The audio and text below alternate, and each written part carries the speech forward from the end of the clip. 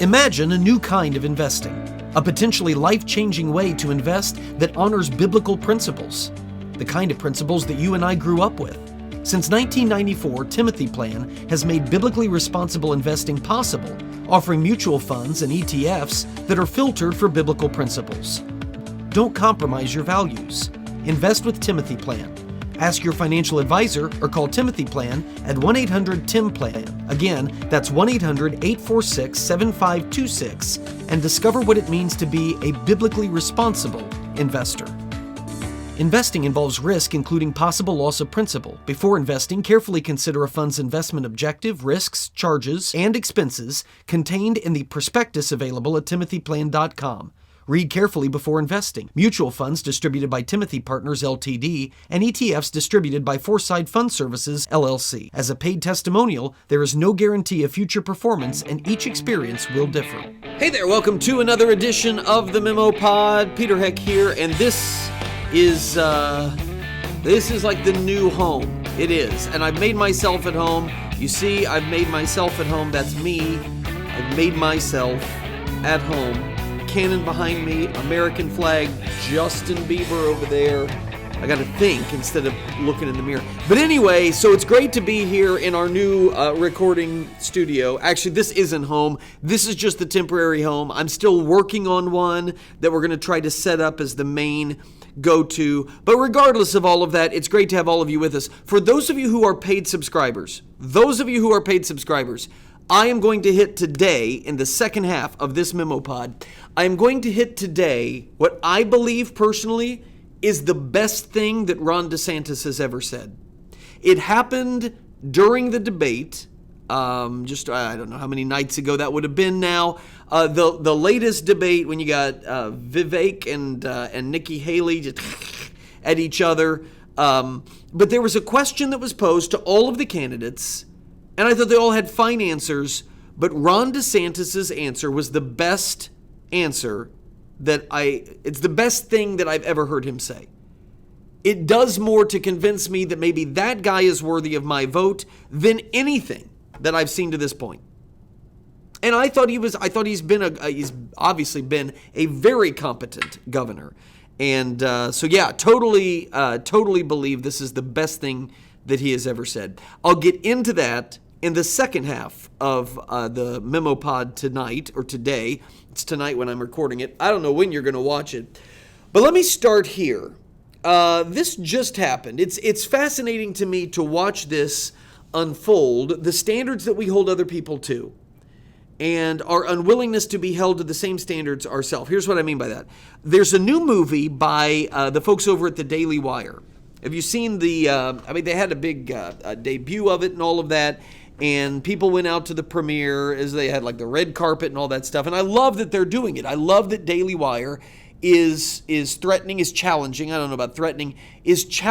the institutions of movie making and all that, and I'm telling you, now's the moment to do it. Because, man, this is going to sound crazy and it's going to sound annoying because we were probably going that way anyway. But I hate it when people bring up COVID as some kind of watershed moment. But in a lot of ways it was. In a lot of bad ways it was. But then there are these others that aren't really good or bad. And what happened during COVID was everybody stayed home. The movie industry didn't die, but it shifted entirely to online streaming content. You saw the explosion of do you remember Tiger King? Do you think Tiger King would have been anything, relatively speaking, had it not been for COVID and everybody being at home? No, it wouldn't have been. But it became this phenomenon because everybody was at home. And I don't think it's ever going to change. I think that the streaming networks now, that's where you are seeing big name actors now appearing, whether it's on Prime Videos or whether it's Apple TV, or Netflix or Hulu, but you're seeing big time actors appear in streaming content. Yeah, they're still making movies, and movies are still a thing, and probably will because there's a neat experience tied to it. But as far as where the majority of people are watching, yeah, it's streaming content. And so what better time for a well-financed, well-run conservative organization, media organization like the Daily Wire, they're able to produce content that is just as impressive as Netflix, that is just as professional as Hulu. So, yeah, I think it's a great thing that they're doing it. Anyway, that's not why I'm bringing this up. They have their debut recently. The movie is Lady Ballers. Okay, and it has to do with the transgender stuff and all of that. And because of that, MSNBC, CNN, all of the folks, all the usual suspects, they've lost all control of themselves and their emotions about this whole thing. Caitlin Burns, who is an MSNBC columnist, wrote a response to Lady Ballers. I don't know what Daily Ballers would be. Lady Ballers. This is what she wrote. At the heart of Lady Ballers, like all the transphobic messaging from the far right, is a sweeping lie. I was fascinated to know what that lie would be, but I couldn't get past this point. Her conclusion, number one, that Lady Ballers was transphobic messaging and that it was built upon a sweeping lie. That conclusion immediately did it proceed, as I'm thinking back, I don't remember which one came first. I think it followed this sentence. I think that's how it worked. It followed this sentence. Listen to this. This is Caitlin Burns, who just got done saying, Lady Ballers is just like all the other transphobic messaging. It's built on a sweeping lie. She had just written, I refuse to watch such trash of a film, but the trailer and reviews of it make its toxicity plain. She didn't watch it, but she can tell you all about it. She didn't see it, but she can tell you how bad it is. Now, that annoys me. It really grates on my nerves. But at the same time that that's going on, the same time that Burns is running her piece, there is all of this talk about the new documentary that Rob Reiner is one of the executive producers in. Rob Reiner, who is the atheist and all that. And he had a bunch of progressive-leaning Christians participate in it. Like David French and Sky Jatani, or whatever his name is, and Phil Vischer, and Kristen Dumais. I'm trying to think of others. Andrew Whitehead. Some of these folks who claim Christ, but certainly are much more animated about their progressive politics. And they participated in this. And there's a lot of evangelical Christians, there's a lot of conservative Christians who are very angry with them. And they're angry that they would partner with Rob Reiner to make a movie that torches Christianity. A movie that ties all Christians with this sect of evil Christian nationalists. Or, even worse, that it expands the notion of Christian nationalism. And if you are a Christian that doesn't believe like Phil Vischer or David French, then you are a Christian nationalist. So a lot of people really worked up about that. But they haven't seen it. It's kind of the same thing. I guess I shouldn't say it's kind of the same thing. It is the same thing. I know this puts me at odds with the omnipresent political culture that surrounds us. And what I mean by that is everybody's motivated by politics. Everybody's fired by politics. But you see it on the left and the right that politics is God. I don't find it to be a healthy pastime to mock and to criticize a project or a piece or a performance without first having seen it myself. I know I've done that before. The very first column, political column, that I ever wrote for my local newspaper, this would have been in 2004, because I wrote an article about Michael Moore's Fahrenheit 9/11. I had read all of the commentaries online from conservatives that were just destroying Michael Moore and his narrative. So I was completely prepared to kind of regurgitate their points in a column. And the guy who was far left, kooky type, there at the Tribune that I was writing for, or wanting to write for, he got back with me and said, but have you seen the movie? I said, no, not yet. He said, well, we're not going to run your article about it unless you've seen the movie. Okay. And really from that point forward, I've tried to keep this idea that, yeah, it's only fair. If you're going to criticize something, I get mad when people will read the headline or maybe the opening line, because sometimes I like to save the big stuff for the end. And I kind of am trying to pull people in with the opening couple lines of a column. Not always, but sometimes I will. And they don't have any idea what I go on to say about it. Read the article. If you're gonna criticize it, read the article. And so I know I've done it. I know I'll do it again, but it still bothers me, and it's something that I try to avoid.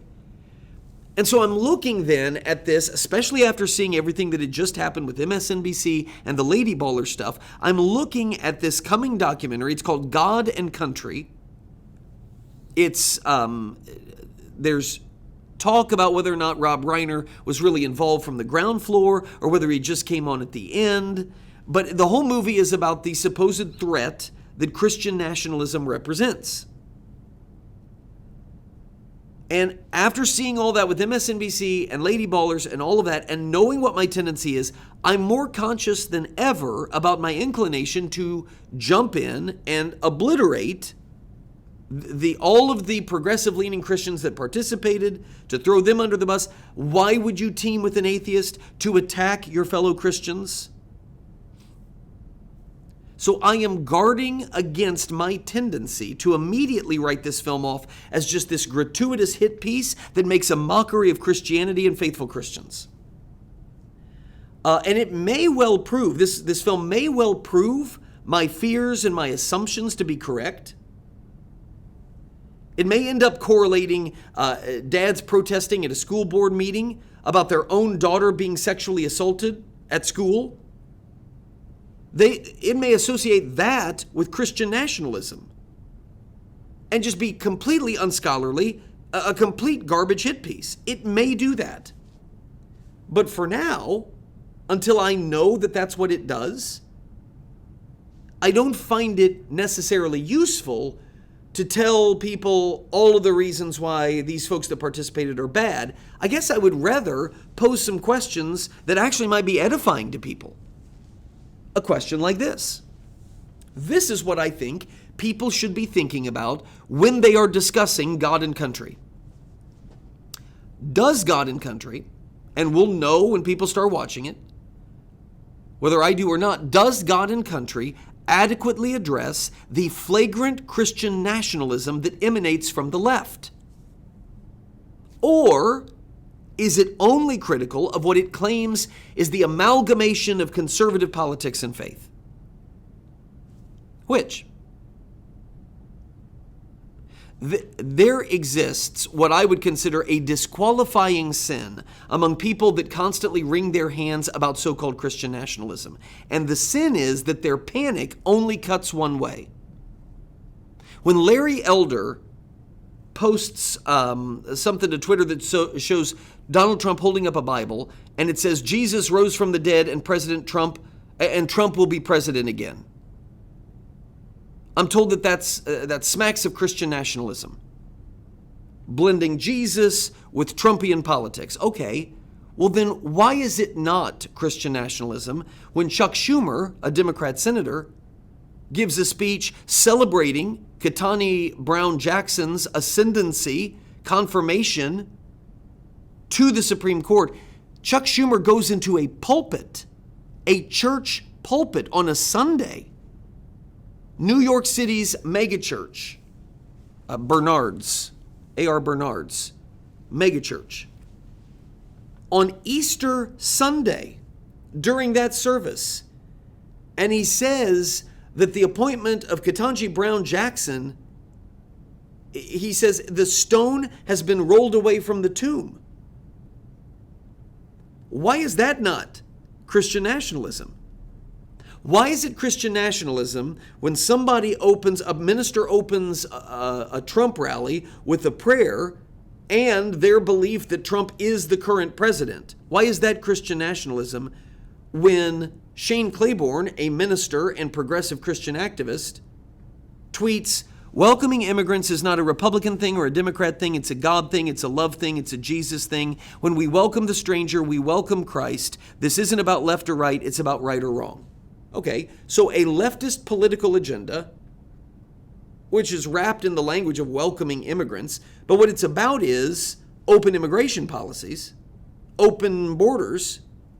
That is a political opinion, but it's being wrapped in Jesus wrapping. Why is that not Christian nationalism? One of the people that actually appears in Reiner's film, this God and Country film, he is warning about Christian nationalism, is an author and an activist by the name of Jamar Tisby.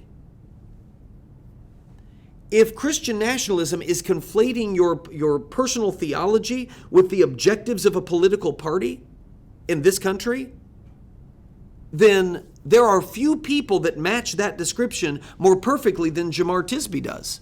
And yet he is now featured on the film complaining about the dangers of Christian nationalism.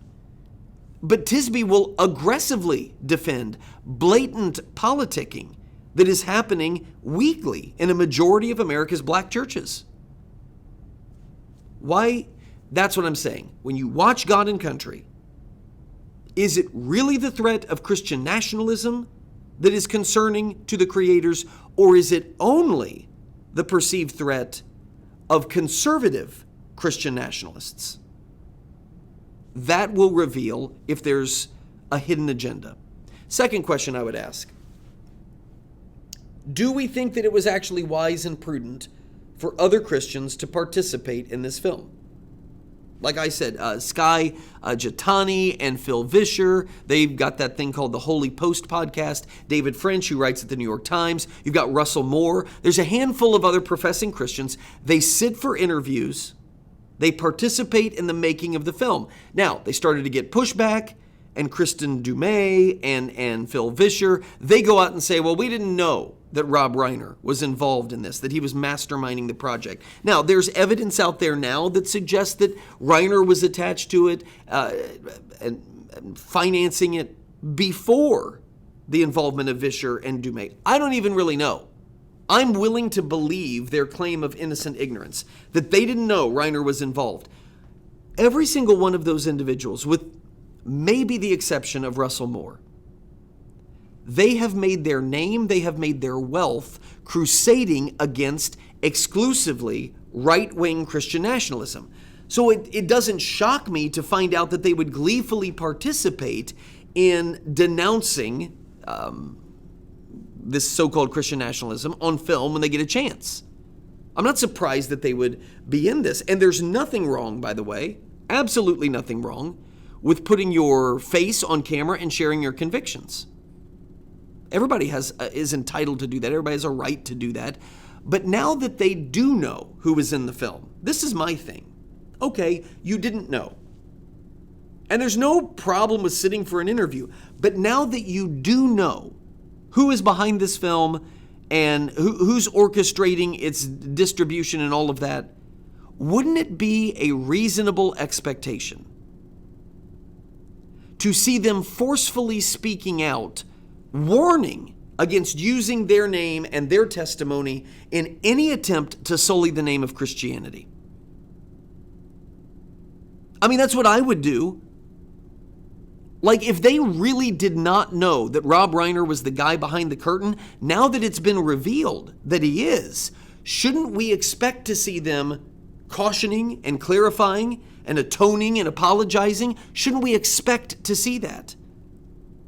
Remember, Jesus told his followers himself, the world out there, people like Rob Reiner, they will recognize you as a Christian by the love that you show to your fellow believers. Knowing that, I guess I would expect to see Vischer and others falling all over themselves to clarify and to say, in no way would I have ever been a willful participant in shaming Christians. How about this one? This one's got me thinking, is it possible that Rob Reiner will be positively impacted through all of this. That he would be exposed to real Christianity, or that the audience would be. Reiner is a professing atheist. In the past, he's talked about the glories of Buddhism, saying that Buddhism is the only faith that makes sense to him. Speaking specifically about Christianity, he says he's not a Christian, but here was his quote on Christmas Day in 2019. He said, "But I try to live by the teachings of Jesus. There is nothing more morally profound than treating people as you would like to be treated." Okay, I don't know by what standard he makes that call, that there's nothing more morally profound. He's appealing to an absolute moral authority, even though he doesn't believe one exists. But I don't want to get too deep into the woods. He has a deficient understanding of his Savior. His Savior's out there, his Savior's knocking on the door, and Reiner's not answering. He has a deficient understanding. But I still think there's hope. So take a guy like Russell Moore, with as imperfect as he is, and we all are, but with as imperfect as he is, as much as he has annoyed conservative Christians with some of the public positions that he has taken on pressing issues, is it possible that God could still use him, could still use his testimony, could still use his witness to plant a seed of eternal importance that will germinate in the heart of somebody who is as lost but also as loved as Rob Reiner? Isn't that possible? I mean, forget the film for a second. The film is going to preach to its choir, and it's going to embolden its opposition. So the impact it's going to have on the culture is nil. It's not going to persuade people. The only people that are going to be like, oh, that makes sense, are the people that already agree with it. And the people opposed to it, and again, I'm assuming here, the people that are opposed to it and think that it's evil and all that, they're going to think that. So the impact on the culture, I think, is going to be minimal at best. But is it possible that Reiner's potential exposure to Christianity is going to cause maybe him to at least crack that door of his heart that God has been knocking on for years? Is it possible? Also, how about this? Will faithful Christians actually learn something from this?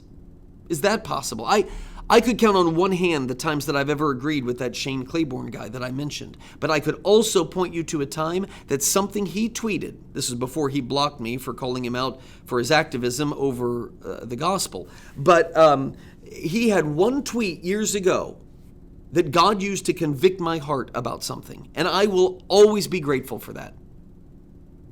I am not so arrogant as to believe that he couldn't do it again, even from the unlikeliest of sources.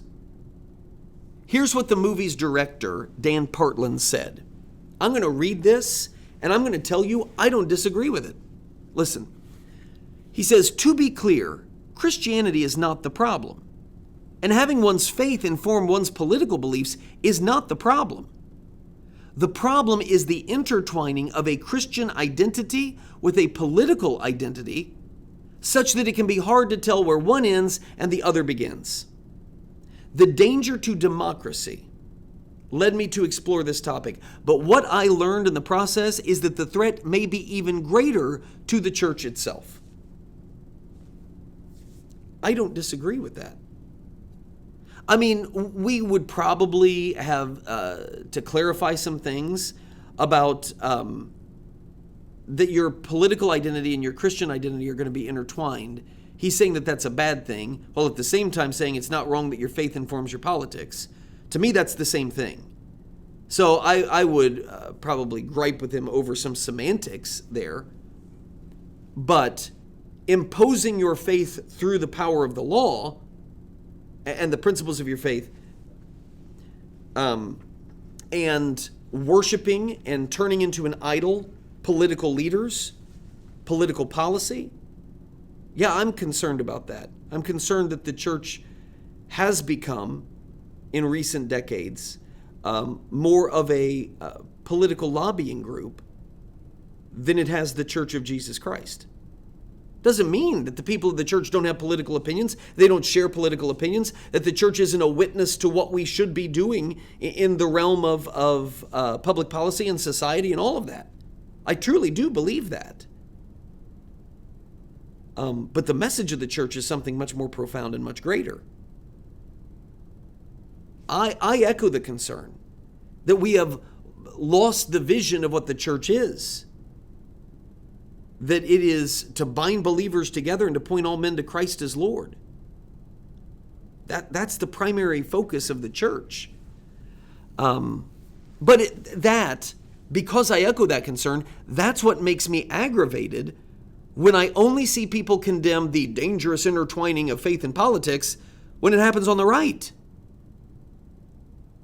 And they just turn a blind eye when it's happening. No.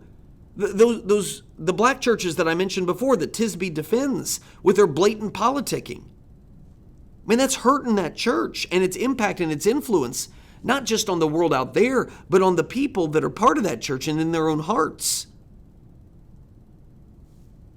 It's perilous to believers everywhere, on all sides.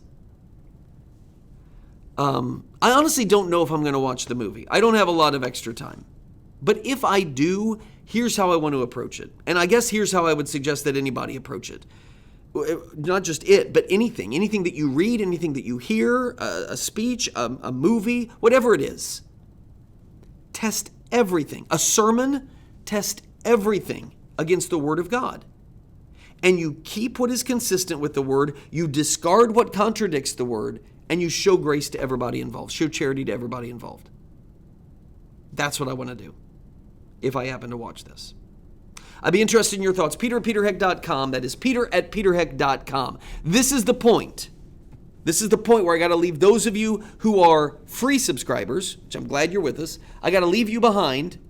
We're going to go to a break. We're going to come back with our paid subscribers, and I will tell you, and by the way, free subscribers, now's a great time to do it. Just try it out for a month or two. Or get the discount for the whole year. It's a possibility. You got the link in the email. But for those of you who are paid subscribers, the best thing Ron DeSantis has ever said. That's what comes up after this break. See you then. The Memo with Peter Heck.